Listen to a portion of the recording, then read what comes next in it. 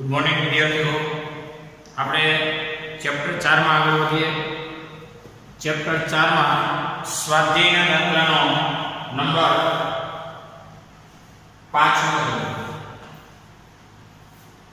Chapter 4 માં સ્વાધ્યાયનો 5મો દાખલો 0.15 ટેસ્લાના નિયમિત ચુંબકીય ક્ષેત્ર સાથે ચુંબકીય ક્ષેત્ર એટલે D 0.15 ટેસ્લા નિયમિત ચુંબકીય ક્ષેત્રનો મતલબ થાય અચળ ચુંબકીય ક્ષેત્ર। એટલે આ ચુંબકીય ક્ષેત્રનું મૂલ્ય આવું હોય આને નિયમિત કહેવાય અથવા તો એને સમાન ક્ષેત્ર કહેવાય। નિયમિત અથવા સમાન, આને અનિયમિત ક્ષેત્ર કહેવાય અથવા તો અસમાન ક્ષેત્ર પણ કહી શકાય। એટલે આ નિયમિત ક્ષેત્ર એટલે જે ક્ષેત્રનું મૂલ્ય દરેક બિંદુએ સમાન જોવા મળતું હોય, મતલબ એનું મૂલ્ય અચળ હોય। આ અચળ એવું ચુંબકીય ક્ષેત્ર છે। ક્ષેત્ર સાથે 30 ડિગ્રીના ખૂણે બનાવતી દિશામાં રહેલા તારમાંથી 8 એમ્પિયર પ્રવાહ વહે છે। તાર પર લાગતા ટેક્સટમાં રકમમાં સુધારો છે, જરા જોઈ લો। તાર પર લાગતા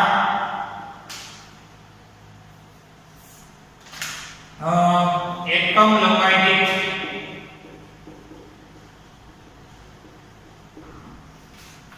ચુંબકીય બળનું મૂલ્ય કેટલું?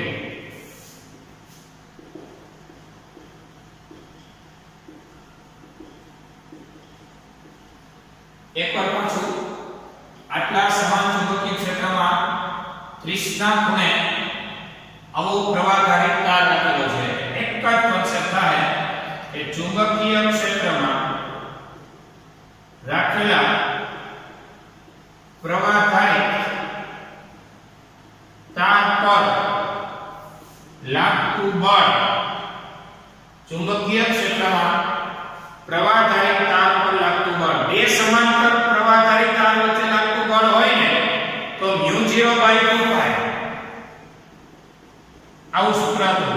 I1 I2 L/y આ બે સમાંતર તાર વચ્ચે લાગતું આકર્ષી કે અપાકર્ષી બળ હોય તો અહીંયા બે સમાંતર તાર નથી, એક જ તાર છે અને ચુંબકીય ક્ષેત્ર સાથે 30 ના ખૂણે રાખેલો છે। ચિત્ર તમારા જાણકારી માટે દોરી દો,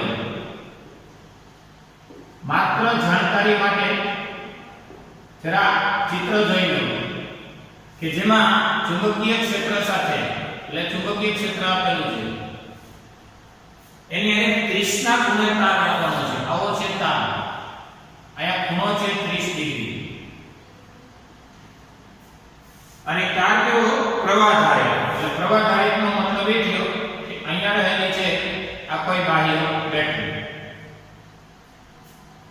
એટલે આ થયો પ્રવાહધારી તાર કે જે પ્રવાહધારી તાર ચુંબકીય ક્ષેત્ર B વેક્ટર સાથે ચિત્ર જોઈ શકો છો। ચુંબકીય ક્ષેત્ર B વેક્ટર સાથે આ પ્રવાહધારી તારે બનાવેલો ખૂણો 30 ડિગ્રી છે।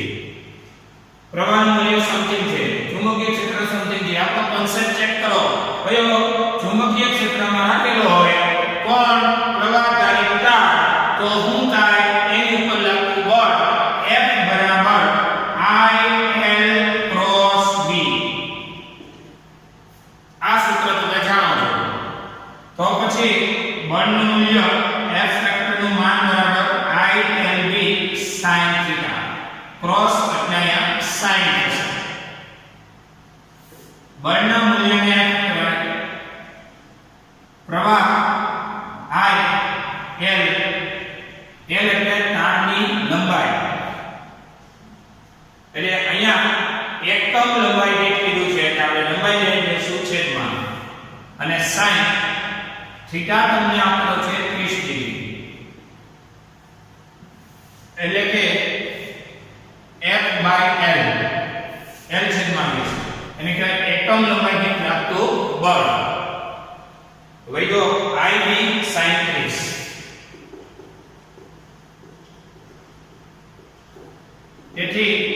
FyL બરાબર પ્રવાહનું મૂલ્ય 8 એમ્પીયર, ચુંબકીય ક્ષેત્ર 0.15 ટેસ્લા અને sin 30 સેકન્ડ 1/2.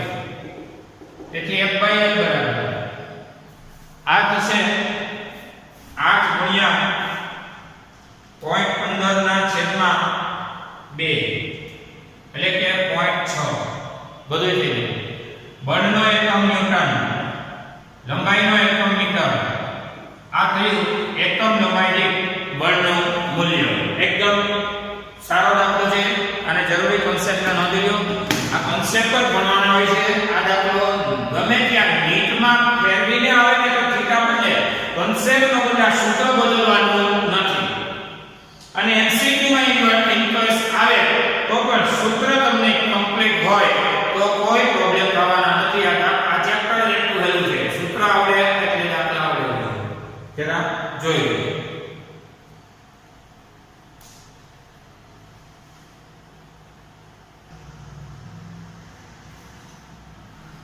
ચલો તો નેક્સ્ટ નંબર 6.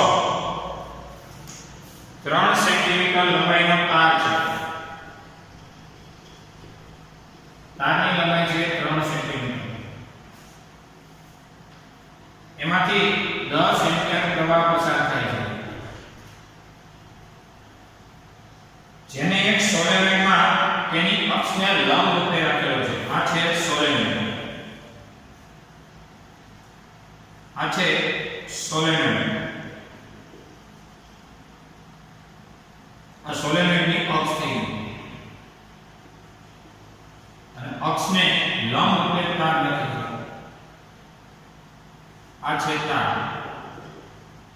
તારને રાખેલો છે સોલેનોઇડની અક્ષ સાથે લંબ ને રીએક્ટ એમ. સોલેનોઇડની અક્ષ અહીંયા x અક્ષ પસંદ થઈ છે અને તાર રાખી દીધો છે મેં y અક્ષ પર. સોલેનોઇડની અંદર ચુંબકીય ક્ષેત્ર આપેલું છે 0.27 ટેસ્લા. તાર પર કેટલું ચુંબકીય બળ લાગે? ચુંબકીય બળ એટલે જ બળ પૂછ્યું છે. પહેલી વેલ્યુ એ વાત વિચારો કે સોલેનોઇડ હોય એમાં ચુંબકીય ક્ષેત્ર અક્ષને સમાંતર હોય. અગત્યનો મુદ્દો છે. તમને એમ થતું હોય ઈ કેમ? તો કે સોલેનોઇડમાં પ્રવાહની દિશામાં આંગળીઓ હોય. આ થયો પ્રવાહ અને આ સોલેનોઇડ માટે આંગળીઓને પ્રવાહની દિશામાં વિટાડતા અંગૂઠો જે દિશામાં ખસે એ ચુંબકીય ક્ષેત્રની દિશા થશે. એટલે આ થઈ સોલેનોઇડના કેસમાં ચુંબકીય ક્ષેત્ર. આ ચુંબકીય ક્ષેત્ર B વેક્ટર છે. સોલેનોઇડનું ચુંબકીય ક્ષેત્ર આમ છે અને આ પ્રવાહધારક તાર દર્શાવે છે કે જે સોલેનોઇડની અક્ષને લંબ રાખેલો છે. તો ચુંબકીય ક્ષેત્રને લંબ રાખેલો છે પ્રવાહધારક તાર. સોલેનોઇડમાં ચુંબકીય ક્ષેત્ર અક્ષને સમાંતર હોય. આ સોલેનોઇડની અક્ષને લંબ રહે તેમ પ્રવાહધારક તાર ગોઠવતા આ ચુંબકીય ક્ષેત્ર એક સોલેનોઇડનું હોય એને લંબ રહે તેમ પ્રવાહધારક તારને ગોઠવતા આ તાર પર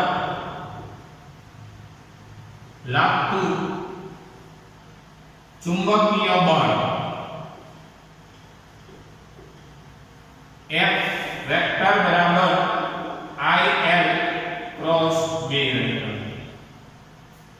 ટૂંકમાં ચુંબકીય ક્ષેત્રમાં રાખેલા પ્રવાહધારક તાર પર લાગતું બળ. ચુંબકીય ક્ષેત્ર સોલેનોઇડ અને પ્રવાહધારક તાર એ આપણો બાહ્ય બેટરી વાળો. અને હવે આ તાર ઉપર લાગતું બળ તમારે આનું માન કાઢવું હોય તો F વેક્ટરનું માન બરાબર ILB sin થીટા અને થીટા થયો 90 ડિગ્રી.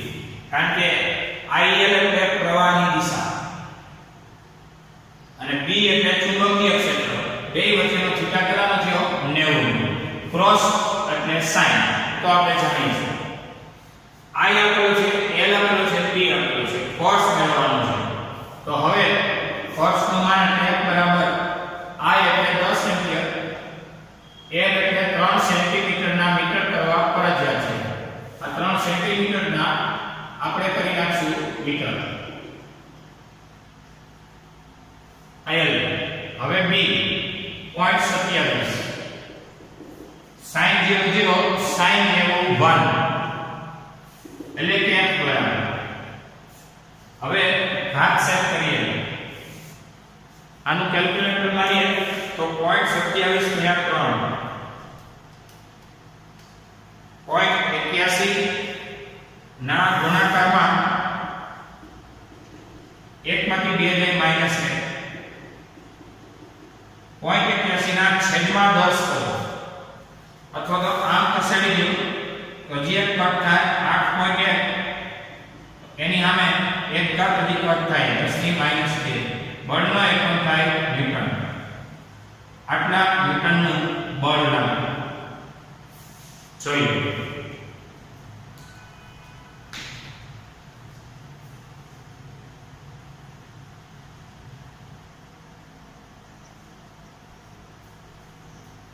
ચલો ત્યાર પછી સ્વાધ્યાયનો 7મો દાખલો. 4 સેન્ટીમીટર અંતરે રહેલા, અંતર એટલે કે ડિસ્ટન્સ 4 સેન્ટીમીટર હોય, બે સીધા લાંબા તાર અને સમાંતર તાર A અને B છે. અહીંયા બે તાર છે, તાર A અને તાર B છે, એકબીજાને સમાંતર સતા છે. બંનેમાંથી વહેતું પ્રવાહ 8 એમ્પિયર અને 5 એમ્પિયર છે. A તારમાંથી 8 એમ્પિયર, B તારમાંથી 5 એમ્પિયર છે.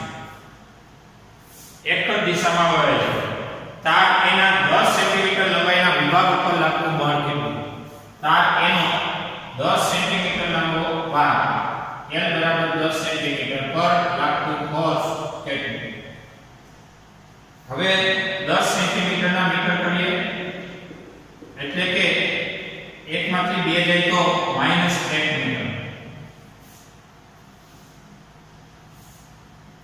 અહીંયા બે તાર વચ્ચેનું ડિસ્ટન્સ આપેલું છે, આ ડિસ્ટન્સ કહેવાય. એ 4 સેન્ટીમીટર આપેલું છે, 4 10 ની -2 મીટર. એકદમ સરળ રજૂઆત છે કે પ્રવાહ ધારે બે સમાંતર પ્રવાહ ધારિત તાર વચ્ચે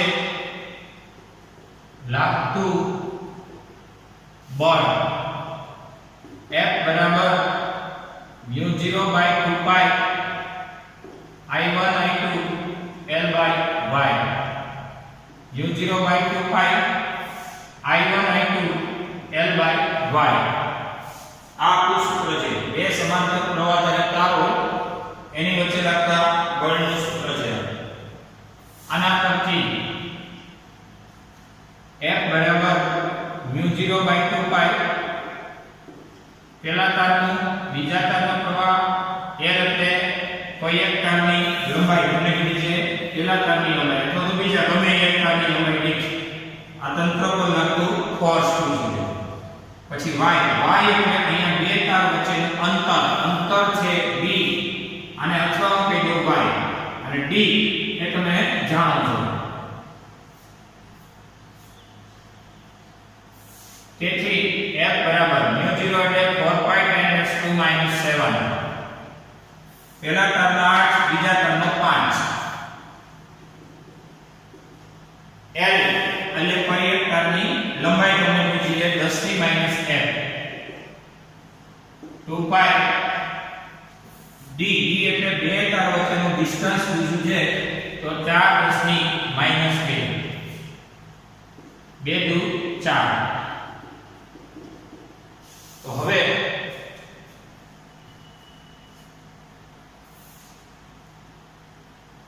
8 દુ 16, ગુણ્યા 5 ભાગ્યા 4 બધુંય થઈને 20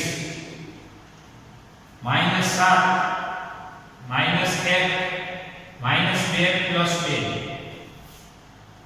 7 ને 8 + 2 એટલે કે -6. તો ફાઇનલી તમારો આ જવાબ લખી શકાય અને આમાં આવી ગયો એટલે 2.0 મતલબ 2 એક સ્ટેપ આમાં આવો એટલે કે એક ઘાતનો તમને વધારો થશે એટલે કે -5 બળનો એકમ વિકર્ણ. આ તમારો જવાબ છે. જોઈ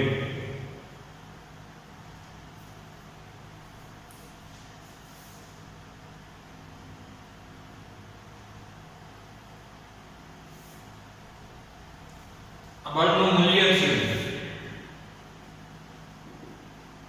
દિશા કહેવાય તારને લંબ રૂપે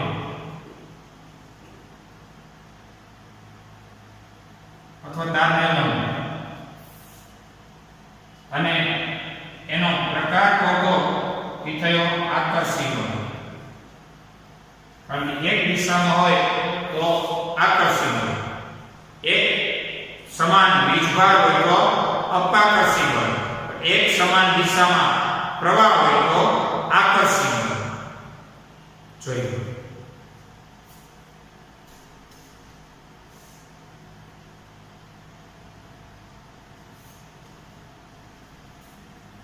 ચલો નેક્સ્ટ પોઈન્ટ. નિયમિત ચુંબકીય ક્ષેત્રમાં રાખેલા પ્રવાહધારિત ગૂંચળા પર લાગતું ટોર્ક. આપણે લાસ્ટમાં ભણી ગયા કે ચુંબકીય ક્ષેત્રમાં રાખેલા પ્રવાહધારિત તાર હોય ને એના ઉપર લાગતું બળ હોય ને F = IL × B. આ માત્ર તાર હોય, અહીંયા તાર નથી, અહીંયા પ્રવાહધારિત ગૂંચળું. આખો બંધ કાઢો છો અને એની ઉપર લાગતું ટોર્ક ચેક કરવું જોઈએ. તો હવે પેલા આકૃતિ આઉટ ઓફ ટેક્સ્ટમાં સમજાય છે, પછી આપણે પાઠ્યપુસ્તકમાં આગળ વધીશું. ખાસ કરીને આવા બે પ્રબળ ચુંબકો છે. આ ચુંબકનો N છે, આ બીજા ચુંબકનો S છે. N હોય એટલે અહીં S હોય, S હોય તો આગળ N હોય. ચુંબકના ક્ષેત્રમાં તમે ડીપમાં પડશો કે ચુંબકીય ક્ષેત્ર N થી S તરફ હોય. એટલે N થી S તરફ એટલે આમ તો N માંથી જઈ અને પોતાના S તરફ હોય, પણ તદ્દન નજીક હોવાથી N થી S બોલી શકાય.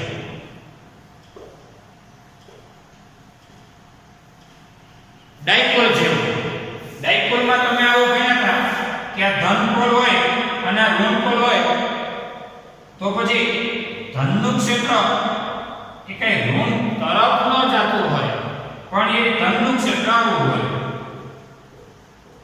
અને ઋણનું ક્ષેત્ર આવું હોય. એ આપણે ભણ્યા હતા. એકમ ધન વીજભાર મૂકી અને આકર્ષી કે અપાકર્ષી દિશા સેટ કરી હોય, પણ આ ધનથી ઋણ તરફનું પરિણામી ક્ષેત્ર જો તો આમ થઈ ગયું સળંગ નજીક હોવાને કારણે.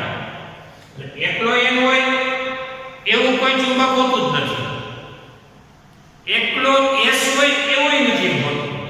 એટલે NS એક સાથે જ હોવાના, આમ જ હોય N તો NS, બાજુમાં S તો N.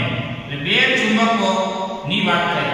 માત્ર એકલો ચુંબક હોય તો આમ થવાનું N S એટલે ક્ષેત્ર રેખા અહીંથી આમ બંધ કાઢવાનું.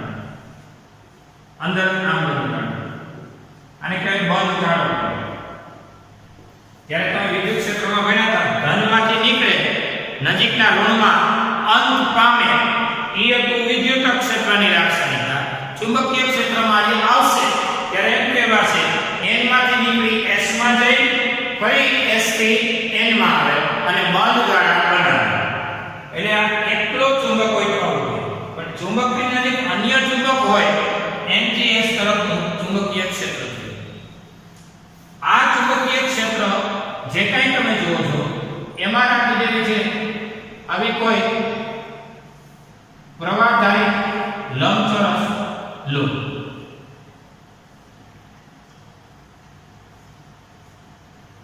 આ પ્રવાહધારી લૂપ છે એટલે અહીંયા બહુ તો બેટરી જોડવાની થાય. અત્યારે તમને આકૃતિ માત્ર જાણકારી માટે બતાવું છું. આ સમજાશે પછી આપણે ટોપિકમાં આગળ વધીશું. તો અહીંયા પ્રવાહધારી ગુજરું છે. પ્રવાહધારી ગુજરું બે ચુંબકોની વચ્ચે રાખેલું પ્રવાહધારી ગુજરું કઈ રીતે ફરે એ આપણો કોન્સેપ્ટ છે. અહીંથી પ્રવાહ જશે એ કહેવાશે અહીંયા, ત્યાર પછી અહીંયા અને સામે આવશે અને આ થઈ ગુજરાની અક્ષ.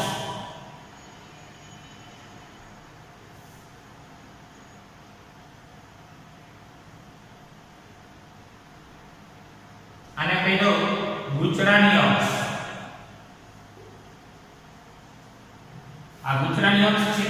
ગુજરું કઈ રીતે ફરે એ આપણે જોઈ રહ્યા છીએ. રફ એન્ડ ટફ આકૃતિઓ માત્ર જાણકારી માટે છે. તમારી પરીક્ષાનો મુદ્દો તમારી પાઠ્યપુસ્તક મુજબ દોરી દેશે. એટલે ખબર પડે પછી બધું આવે. ખબર જ ન પડે તો કરી લેવાનું. એટલે તારનું નામ આપી દો A B C D. હવે તમને પૂછો એનો જવાબ આપો કે તાર AB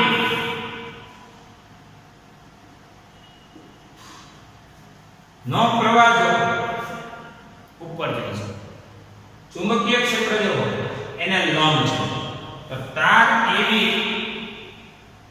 માટે F બરાબર IL ક્રોસ B. તેથી F વેક્ટર નું માન બરાબર ILB sin 90 ડિગ્રી. કારણ કે પ્રવાહ ચુંબકીય ક્ષેત્રમાં થીટા થયો 90 નો એટલે મૂલ્ય થયું ILB. હવે એની દિશાની વાત કરો. આ તો મૂલ્ય છે. હવે દિશા ક્યાં? તો કે કોની? તો કે બળની. શેની વાત કરે છે ભાઈ? બળ. તો બળની દિશા નક્કી કરવા માટે પહેલી આંગળી પ્રવાહની દિશામાં, ચલો જો. બીજી આંગળી ચુંબકીય ક્ષેત્રની દિશામાં. જો બળ ક્યાં લાગે છે ચેક કરો, અંદર. એટલે દિશા બળની અંદર તરફની થઈ. દિશા અંદર તરફ. આ રીતે આ તમારો BC તાર છે. ગુજરું આમ રાખેલું છે.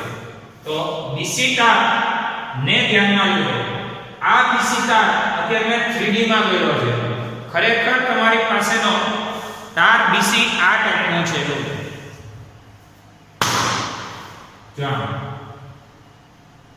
આમ રાખેલું હોય એટલે આ એક પ્રવાહ, આમ પ્રવાહ IL ની દિશા, B ની દિશા થીટા 90. હવે આ જે તમને દેખાય છે આમ ખરેખર આમ રાખેલું છે.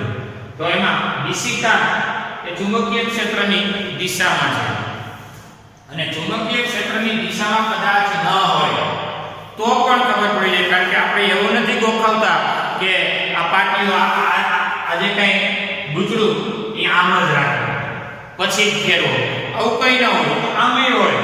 સપોઝ BC આમ છે અને ચુંબકીય ક્ષેત્ર આમ છે તો લાગતું બળ પણ તમે મેન્ટેન કરી શકશો.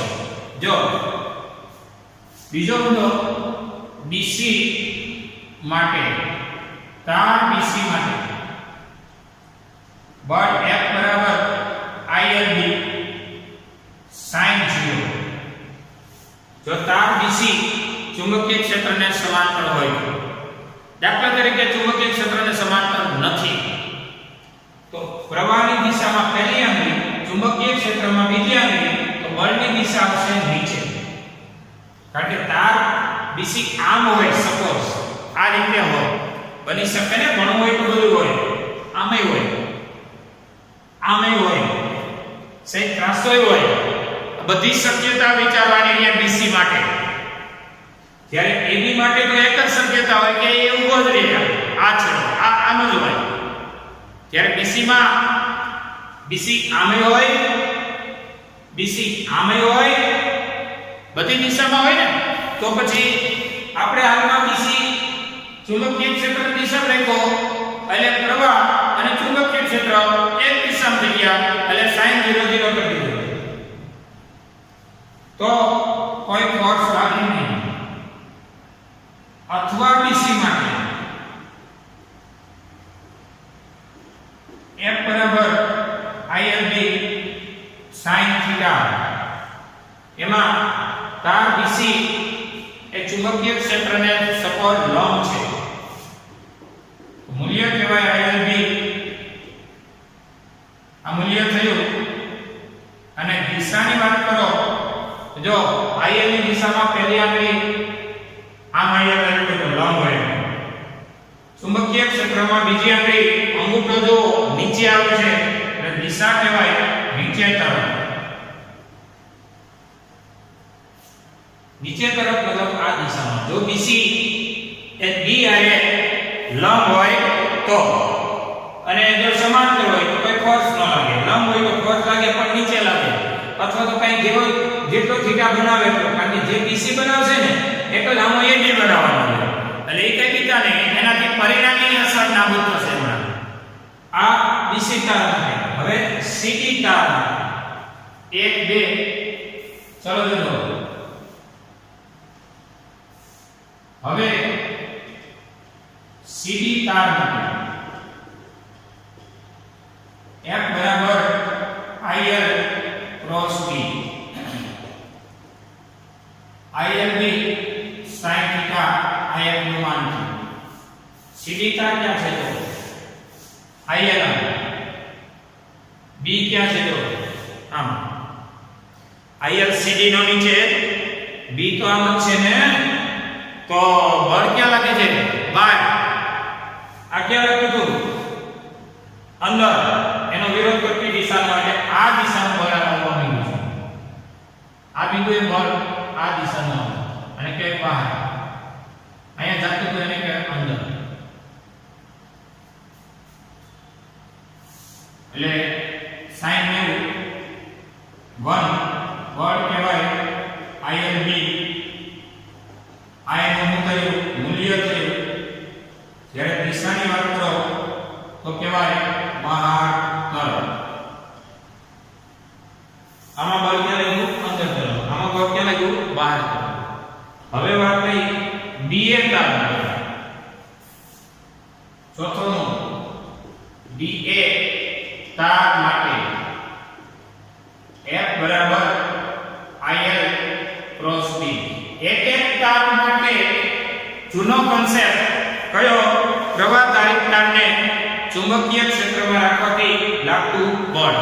અને આ પ્રવાહનું ઉદ્ગમ, એટલે અહીંયા કોઈ આપણી બેટરી હોઈ શકે, એ પ્રવાહનો ઉદ્ગમ તરીકે એને આપણે બેટરીનો કોન્ટેક્ટ આપશું.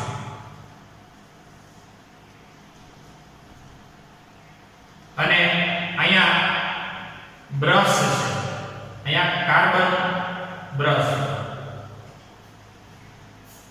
એ સિવાય બીજો કોઈ આનો કોન્સેપ્ટ નથી. આપણે આ આકૃતિઓમાં જોયેલું છે. એ બેટરીનો સપોર્ટ આપી અને દૂસરાને ફેરવશું. તો હવે ILB sin CD તારમાં પ્રવાહ બહુ તો આમ હોય, ચુંબકીય ક્ષેત્ર આમ છે. થીટા તાર 180 ડિગ્રી, sin 0 0 sin 180 છે. અથવા બળની વાત કરો તો કે BA તાર માટે બળ ILB sin 90 ડિગ્રી તો મૂલ્ય કહેવાય ILB. ત્યારે જો DA તાર આ રીતે ગોઠવાઈ ગયો હોય આ DA તાર છે એ આમ હોય તો D આમ પ્રવાહ ચુંબકીય ક્ષેત્ર થીટા થયો 90 નો sin 0 થયો sin 90 આ મૂલ્ય છે. હવે દિશાની વાત કરો તો ચેક કરો પ્રવાહ આપણે આમ વિચાર્યો છે DA તાર ચુંબકીય ક્ષેત્ર આમ વિચાર્યું છે બળ ક્યાં લાગે જો ઉપર તો બળ લાગે છે આ તાર માટે ઉપર તરફ તો બળની દિશા ઉપર તરફ. હવે તમારે આ કુકુને ટચ પહેલા તાર કે છે તો ક્યાં ગયું બળ ક્યાં લાગે અંદર જોતા લેજો પહેલા માટે અંદર બીજો તાર ક્યાં છે અહીં ગયો બળ ક્યાં લાગે આ નો લાગે આ નીચે તરફ લાગે આ થીટા 0 રાખવું આ 90 રાખવું તો નીચે તરફનો ફોર્સ લાગે આ તાર ઉપર. હવે આ તાર ક્યાં છે સીડી અહીં ગયો બળ ક્યાં લાગે બાય તરફ આવી બાજુ પછી DA તાર ક્યાં છે અહીં બળ ક્યાં લાગે ઉપર તરફ આ બાય તરફ અને હવે આ ઉપર તરફ એટલે આમાં બળ લાગે છે આ તાર ઉપર તરફ. વિચારો જેટલું એક્શન છે એટલું જ રિએક્શન છે. તો આ તાર અને આ તાર ઉપરના બે બળોનું આ એક્શનનું અને આ રિએક્શનનું નેટ ફોર્સ એ કેવું થઈ જવાનું છે શૂન્ય. એટલે આ તાર પરનું બળ આ તાર પરના બળને શું કરે છે નાબૂદ કરે છે. તો વૈધા ઓલા બે તાર એમાં એક આ બાજુનું અને એક આ બાજુનું આપણે ભણ્યા છે ચાપ ગતિમાં સમાન મૂલ્ય વિરુદ્ધ દિશા અને એક રેખાસ્થ ન હોય એવા બળોનું જોડલું એ બળ યુગ્મ રચે છે જેને કહેવાય કપલ ઓફ ફોર્સ અને એના દ્વારા ટોર્ક લાગે છે. અને આ ગુજરું એ શું કરે છે તો કે ટોર્કનું બળ એટલે ગુજરું ફરે છે. એટલે ચુંબકીય ક્ષેત્રમાં પ્રવાહધારિત તારની અને પ્રવાહધારિત ગુજરું એ ભ્રમણ કેમ કરે ને એ આપણો કોન્સેપ્ટ છે એને આપણે હવે ડીપમાં ભણીશું. આ 1 2 3 અને 4 અને આ રફ એન્ડ રફ આકૃતિ મગજમાં બેસી જાય તો હમણાં તાત્કાલિક બધો આગળ વધારી દઈશું.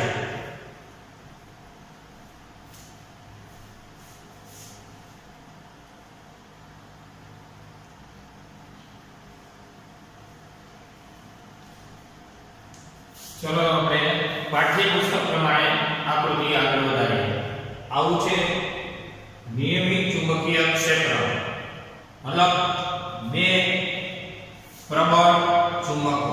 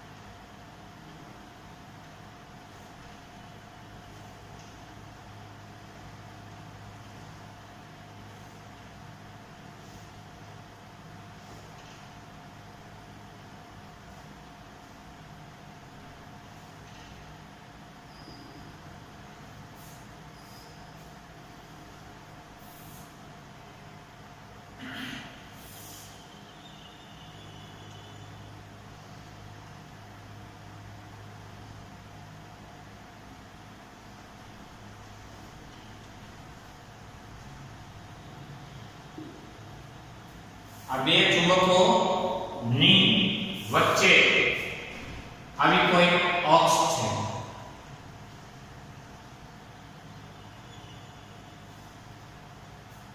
આ અક્ષ, આ ચુંબકોનું બે ચુંબકો માટે ચુંબકીય ક્ષેત્ર મતલબ અહીંયા રાખી દો n, અહીંયા હોવાનો s, એટલે આ થયું ચુંબકીય ક્ષેત્રની દિશા n થી s તરફ, જેને આપણે કહીશું b વેક્ટર. હવે વાત થઈ આવું એક આંટાવાળું પ્રવાહધારી લંબચોરસ ગૂંચળાની.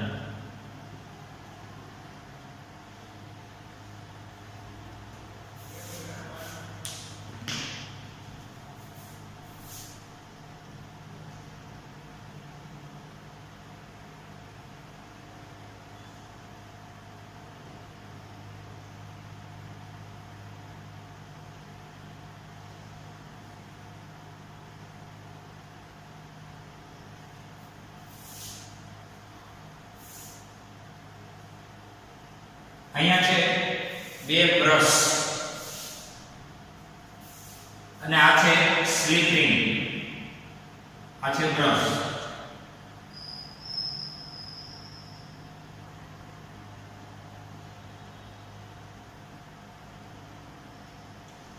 તે સિવાય અહીંયા છે સ્લિપ રિંગ, બ્રશ અને અહીંયા છે સ્લિપ રિંગ.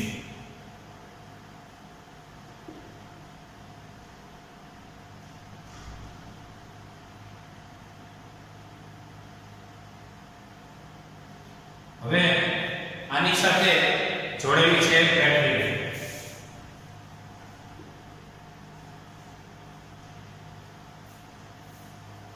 હવે આ થયું પ્રવાહધારી ગૂંચળું.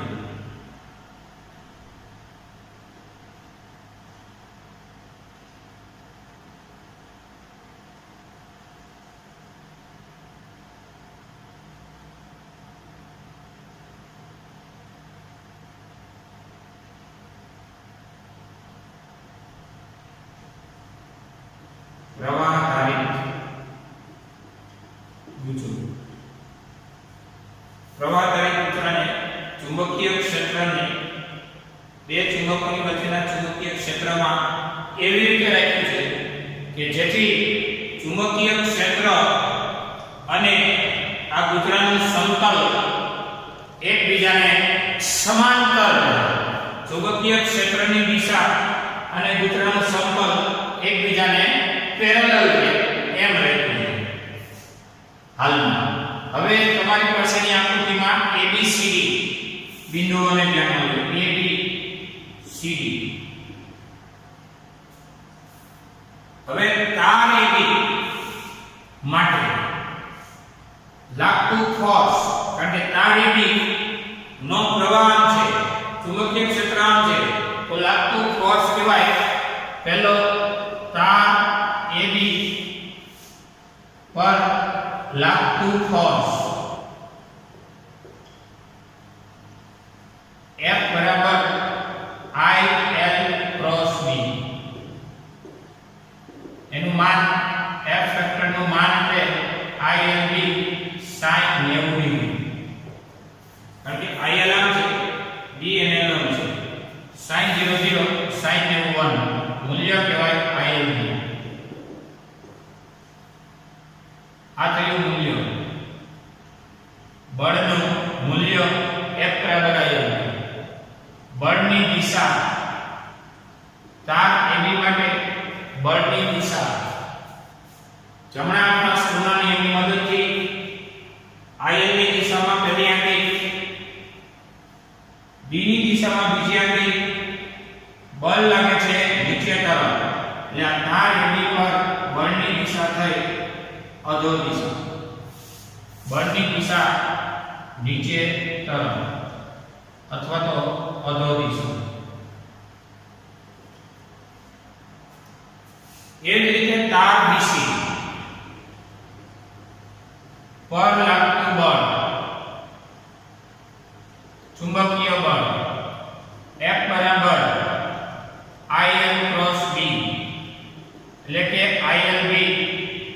sin 0 IL અને B એક દિશામાં sin 0 0 બળનું મૂલ્ય લખતું નથી તો પછી દિશાની વાત કરવાની નથી કરવી હોય તો કરી દો IL ની દિશામાં પહેલી આંગળી તો B ની દિશામાં બીજી આંગળી દિશા કેવી રીતે સેટ કરો એકની એક આંગળી જમણા હાથની ત્રણે ત્રણ પહેલી આંગળી બીજી આંગળી અંગૂઠો ત્રણે ત્રણ કેવો હોવો જોઈએ લંબ sin 0 0 કોઈ ફોર્સ લાગતો નથી બળ લાગતું નથી દિશા શું કરવી હવે ત્રીજી સીધી તાર માટે તાર સીધી પર લાગતું ચુંબકીય બળ F બરાબર IL ક્રોસ B એનું માન કાઢો તો ILB sin 90 ડિગ્રી કારણ કે IL આમ છે B અને L આમ છે sin 0 0 sin ને ઉભા મૂલ્ય થયું ILB આ થયું બળનું મૂલ્ય